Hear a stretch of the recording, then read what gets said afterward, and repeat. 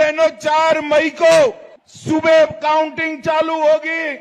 8 बजे ballot box खुलना शुरू होगा। 9 बजे पहला राउंड, 10 बजे दूसरा राउंड, 1 बजे काउंटिंग समाप्त और बीबी दीदी टाटा गुड बाय। नमस्कार, मैं हूं शीतला तिवारी और हमारे साथ दो वरिष्ठ पत्रकार हैं। एक जो है अश्विनी श्रीवास्तव जी हैं और बड़े भाई भालचंद पांडे जी हैं। आज हम आप लोगों को ले चलेंगे जो है पश्चिम बंगाल के बारे में बात करेंगे। जैसा कि आप लोगों ने देखा कि पश्चिम बंगाल में जो है जैसा लोग सोचे नहीं थे उस हिसाब से जो है जीत हुई है बीजेपी की। यानी बीजेपी जो है वह सीधे सीधे समझिएगा 200 के पार, यानी सब कुछ जो है जो टीएमसी पार्टी थी एक तरीके से आप समझ लीजिए वो खत्म हो चुकी। अब ममता बनर्जी का ये कहना है कि भैया हम इस्तीफा ही नहीं देंगे। अब आप बताइए, वहां तमाम विपक्ष के लोग यह भी कह रहे हैं, विपक्ष का मतलब ममता के विपक्षी लोग कह रहे हैं, एक चुनी हुई सरकार, संविधान को मानने वाली सरकार कह रही है कि हम जो है इस्तीफा ही नहीं देंगे। तो आज हम अपने भाइयों से जानने की कोशिश करेंगे कि अगर ममता बनर्जी इस्तीफा नहीं देंगी तो क्या होगा, और अगर इस्तीफा देंगी तो सामान्य बात है सरकार बनी जाएगी।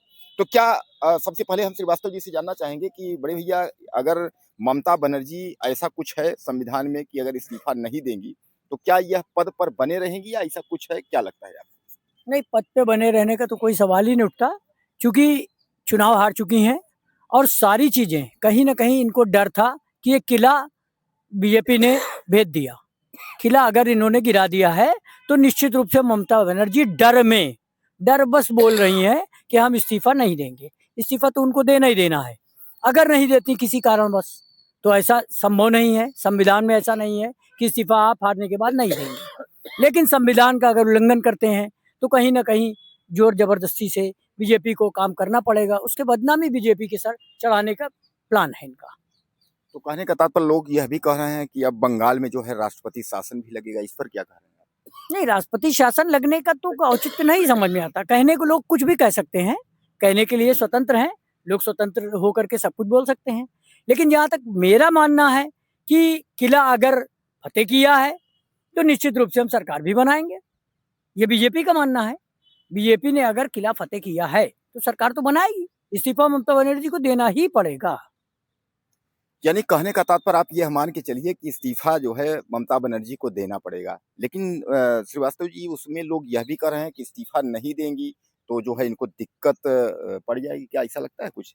निश्चित रूप से अगर सरकार बन गई है और सरकार हावी होगी तो जितना इन्होंने अत्याचार या जो भी किया है सरकार के हिसाब से, हम लोगों के हिसाब से ना चलिए, सरकार के हिसाब से जो अत्याचार हुए हैं वहाँ या जो भी समस्याएं आई हैं उसको हल करने के लिए सरकार कुछ भी साम दाम दंड भेद सब नीति अपना सकती है। तो यानी कहने का तात्पर्य ये मान लिया जाए कि बीजेपी सरकार वहां बन गई। शपथ शपथ शपथ जो है हो बीजेपी सरकार बननी है। उसमें कोई इब्बत तो है ही नहीं। कहीं से दूरदृष्टि से आप देख सकते हैं नहीं आ रहा है।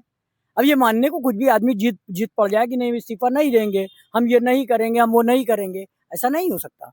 संविधान में तो कोई चीज उनका श्रीवास्तव बड़े भाई उनका ये आरोप है कि 100 सीट जो है हमारी जबरन जो है छीनी गई है। हम जो है हारे नहीं है, हमको जबरदस्ती जो है हराया गया है। तो उन्होंने साफ तौर पे कहा कि हम राजभवन नहीं जाएंगे, हम इस्तीफा नहीं देंगे। तो क्या संविधान में ऐसा कुछ तो नहीं है कि इस्तीफा ये न दें तो ये पद पे जो है बने रहे या दोबारा चुनाव हो, ऐसा कुछ आपको? नहीं, संविधान में ऐसा कुछ भी नहीं कि इस्तीफा ना दें। संविधान का उल्लंघन है ये। संविधान का उल्लंघन करेंगी, जबरदस्ती हटाएंगे लोग। हटना तो पड़ेगा ही पड़ेगा। राष्ट्रपति शासन की जहां आप बात करते हैं तो राष्ट्रपति शासन लगने का फिलहाल तो मेरे दिमाग से कुछ ऐसी चीज नहीं समझ में आती है। हो सकता है, मे भी कुछ भी हो सकता है। सामदाम दंड भेद अगर नीति अपनाई जाती है तो कुछ भी हो सकता है। पांडे जी, आपको क्या लगता है इस बारे में, क्या कहेंगे आप? देखिए, ये एक तरह की राजनीतिक टीस है। ममता जी हारी हैं, अभी वो एक्सेप्ट नहीं कर पा रही हैं। ममता को लगता था कि नहीं, हम जो है चुनाव कभी हार नहीं सकते। फिलहाल ये जो ममता जी कह रही हैं कि नहीं हम इस्तीफा नहीं देंगे, एक तरह का संवैधानिक उल्लंघन है। ये ऐसा नहीं है कि आप अगर चुनाव हार गए हैं और आप इस्तीफा ना दें, संभव नहीं है। भारतीय संविधान ये कहता है कि चुनाव अगर हुआ, चुनाव पारदर्शिता रही, चुनाव जो है वो फेयर हुआ, तो आप चुनाव हार गई हैं तो आपको इस्तीफा देना ही पड़ेगा। आप नहीं देती हैं तो जैसे अभी हमारे बड़े भाई श्रीवास्तव जी ने कहा कि तो इसके लिए हो सकता है गवर्नमेंट जा सकती है, राष्ट्रपति शासन लगा के उनको हटा सकती है, फिर से नया जो विधानमंडल नियुक्त होगा, जो विधायक चुने गए हैं उनके द्वारा विधानमंडल की बैठक होगी और नई सरकार बनेगी। ये कहना कि नहीं हम इस्तीफा नहीं देंगे, ये कहीं न कहीं ममता जी की जो है वो एक राजनीतिक चाहे उसको कहें कि हार कहें, चाहे वो कहें कि उनकी जिद कहें, क्योंकि ममता जी का अगर आप राजनीतिक इतिहास उठा के देखेंगे तो ये काफ़ी जिद्दी रही हैं अपने राजनीतिक जीवन में। कई बार इनका धरना प्रदर्शन वगैरह देखिए तो उसमें कई बार इनके साथ ज़ोर ज़बरदस्ती हुई हुई है। तो ऐसा है, हो सकता है कि गवर्नमेंट अगर ये इस्तीफा नहीं देती है तो राष्ट्रपति शासन लागू हो सकता है और राष्ट्रपति शासन लागू करके इनको हटा के फिर से नया विधानमंडल का गठन किया जा सकता है। अच्छा, एक बात हम आपसे पूछने की कोशिश करते हैं और आप जो है आप बताइएगा और श्रीवास्तव जी भी हमारे बड़े भैया बताएंगे कि ये जो चुनाव हुआ है 5 राज्यों में चुनाव को देखते हुए इसके पहले जो है मध्य प्रदेश, छत्तीसगढ़, राजस्थान हम लोगों ने देखा, फिर हम लोगों ने दिल्ली देखा, हम लोगों ने बिहार देखा, पश्चिम बंगाल और ये 5 राज्य देखा। क्या लगता है 2027 में तो विपक्ष का क्या होगा? श्रीवास्तव जी, सब पहले आप बताइए क्या होगा? कुल मिला के विपक्ष को अपना किनारा देखना पड़ रहा है। कहीं न कहीं विपक्ष इस समय डामाडोल की स्थिति में लग रहा है। विपक्ष को भी ये लग रहा है कि हम कहीं न कहीं कमज़ोर हो चुके हैं और एक किला फ़तेह करने के बाद विपक्ष डर में तो है ही। निश्चित रूप से इसका बहुत असर पड़ेगा और यूपी चुनाव में तो खासकर 2027 आप समझ लीजिए कि विपक्ष के लिए भारी पड़ा। अच्छा श्रीवास्तव जी, एक चीज जो है, जो ये लोग आरोप लगा रहे हैं सीधे सीधे कि एसआईआर को लेकर के कि जो वोटें कटी है, जुड़ी है, तो ये एसआईआर को लेकर के क्या ये सच हकीकत है कि एसआईआर को लेकर के जो है ऐसा कुछ है, दुरुपयोग किया जा रहा है, बीजेपी जबरन मनमानी करके जबरदस्ती जीत रही है, क्या ऐसा लगता है आपको? नहीं, कोई भी ऐसी चीज़ नहीं है, जो सही चीज़ होती है, अगर बीजेपी उपयोग कर रही है, तो कोई गलत नहीं कर रही है। अभी देखिए एसआईआर हुआ, अब देखिए जनगणना स्टार्ट हो रही है, जनगणना भी आक्षेप लोग लगाएँगे, लेकिन जनगणना या एसआईआर दोनों अति आवश्यक थे, क्योंकि पॉपुलेशन बाहर के लोग आके बसते चले जा रहे हैं, हम आप बेघर हो रहे हैं, तो कहीं न कहीं तो बीजेपी इस मामले में सही है, इसको माना जा सकता है, क्योंकि ये टीस है ममता जी की, निश्चित रूप से ममता जी को टीस है। लेकिन अगर एसआईआर को आक्षेप लगाते हैं या जनगणना को आक्षेप लगाते हैं, ये निराधार है निश्चित रूप से। हम अच्छा, ईवीएम के बारे में क्या राय है? देखिए ईवीएम का रोना तो जिंदगी भर से चला आ रहा है, वो चलता ही रहेगा। वो चाहे ममता जी हो, चाहे अखिलेश जी हो, चाहे कांग्रेस के कोई भी वरिष्ठ नेता हो। क्या लगता है पांडे जी समझाने की कोशिश करेंगे? पांडे जी, ये दोनों चीज आप बताइए, ईवीएम को भी लेकर के बताइए और एसआईआर को भी लेकर। जैसा लोग कहते हैं, यह लोग कह रहे हैं कि एसआईआर में इतनी लाख वोट कट गई, हम लोग सुप्रीम कोर्ट गए लेकिन सुप्रीम कोर्ट ने सुनवाई नहीं किया। तो कुल मिलाकर के जो ये चुनाव 5 राज्यों में हुआ है, उसको देखते हुए अब जो है उत्तर प्रदेश समेत जो 5-7 राज्यों में फिर चुनाव होने हैं, हिमाचल और अगर गुजरात की ले लें तो 7 नहीं 5 राज्यों फिर, तो क्या लगता है कि ये लोग फिर डरे हुए हैं कि सुपड़ा साफ हो जाएगा इन लोगों को? क्या लगता है विपक्ष का आपको? देखिए तिवारी जी, बात एसआईआर की है तो एसआईआर 3 चरणों में हुआ है और जितने भी कर्मचारी स्टेट, सेंट्रल सब कर्मचारी लगे थे, तो उसमें गलत होना ये संभव नहीं है, क्योंकि लोगों से डॉक्यूमेंट्स मांगा गया है। कई लोग जो है जिनके पास डॉक्यूमेंट्स नहीं है उन्हीं का नाम कटा है, बाकी सबका नाम जुड़ा है।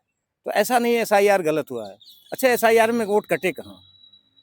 कई लोग ऐसे थे जो कई जगह वोटर थे, शहरों में थे, गाँव में भी थे। तो चूंकि उसमें किसी एक जगह का उनका एसआईआर होना था, तो ऐसे ही वोट कटे हैं। बाकी एसआईआर में किसी का वोट कटा या उससे कुछ चेंजिंग होगी, ऐसा कुछ नहीं है।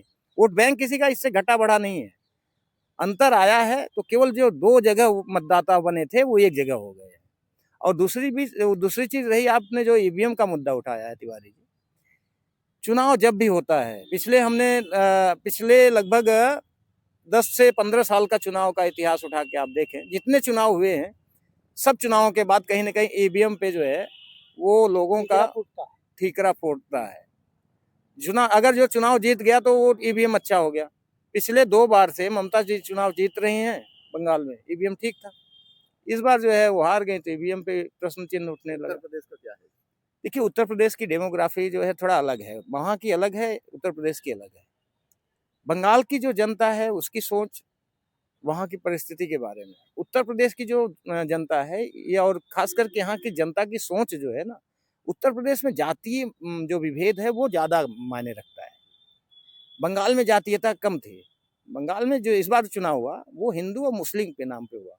वोटों का जो पोलराइजेशन हुआ ना, हिंदुओं का ध्रुवीकरण हुआ। टोटल का लगभग मान चले 70% हिंदू जो है वो ये मान के चले थे कि हमें बीजेपी को वोट करना है। ममता के खिलाफ कई चीज गई। कुछ तो हुमायूं कबीर का वो जो वीडियो वायरल हुआ, वो भी जो इन्होंने प्रचार प्रसार किया, वो उनके खिलाफ चला गया। ममता के कई मंत्रियों का प्रचार प्रसार कई जगह ऐसे स्टेटमेंट आया जो कि उनके खिलाफ गया। और तीसरी चीज, लोगों को देखिए, जैसे उत्तर प्रदेश में पहले क्या हुआ, लोगों को लगा तुष्टीकरण की राजनीति हो रही है, उससे उबे भाजपा को वोट किए। वही स्थिति इस बार बंगाल में बनी। बंगाल की जनता कहीं न कहीं अपने आप को, खास करके हिंदू जो जनता थी, वो अपने आप को ठगा सा महसूस कर रही थी। और पिछले आप 3-4 साल की घटनाओं को उठा के देखें कि जो हिंदुओं के खिलाफ वहाँ कुकृत्य हुए हैं, कई ऐसी घटनाएँ गई जहाँ हिंदुओं को मारा गया है, और ममता खुल के जो है वो मुस्लिमों का सपोर्ट करी। तो हिंदू वोटर जो है कहीं न कहीं ममता जी से ऊब चुका था, इसलिए बीजेपी के साथ चला गया। रही बात ममता जी जो सोच रही हैं, या ममता जी की जो सोच थी कि हम नहीं, इतना कम वोट नहीं पाएँगे, वो कहीं न कहीं उनको जो उन्होंने आंकड़ा लगाया, वो गलत उनका निकला। और उसके कहीं आड़ में एसआईआर इसलिए मायने रखता है, उनका जो खास करके बॉर्डर इलाका था, वहाँ का एसआईआर में काफ़ी लोगों का नाम कटा है। ये थोड़ा बहुत प्रभाव डाल सकता है, लेकिन इतने बृहद पैमाने पे प्रभाव वो नहीं डाल सकता। वो डाला है केवल वोटों का ध्रुवीकरण जो हुआ वही। इसी नाते ममता का हार हुआ। तो कुल मिलाकर के हमारे बड़े भाई जो है वरिष्ठ पत्रकार अश्विनी श्रीवास्तव जी को आपने सुना, भालचंद्र पांडे जी को सुना। यानी कहने का तात्पर्य ये जो है, आप लोगों ने, बड़े भाइयों ने ये तय कर दिया है कि पश्चिम बंगाल में ममता कुछ भी कर लें, यानी उनको इस्तीफा देना होगा। सरकार वहाँ नई जो बीजेपी की बनी है उसका गठन होगा, यह तय हो चुका है। राष्ट्रपति शासन की भी अगर हम बात करें तो बड़े भैया ने बताया ये चीज़ कि राष्ट्रपति शासन ऐसी कोई व्यवस्था नहीं है, क्योंकि एक चुनी हुई सरकार है और लोगों ने वोट किया है और पूर्ण बहुमत से ज़्यादा अंतर से जो है, सीट से जो है वो जीती हुई है। अब इस पर आप लोगों की क्या राय है? ज़्यादा से ज़्यादा जो है मैसेज करिएगा। अगले वीडियो में फिर मिलते हैं।